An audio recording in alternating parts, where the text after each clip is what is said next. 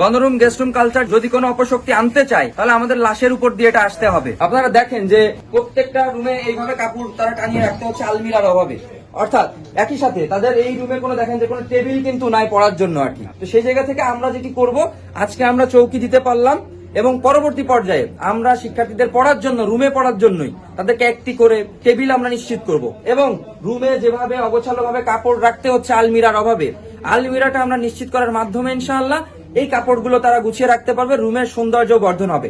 আমাদের হলগুলোতে আপনারা দেখছেন যে খাটের সংকট ছিল, টেবিল এমনি নাই, এরপর আলমিরা সংকট এগুলো রয়েছে।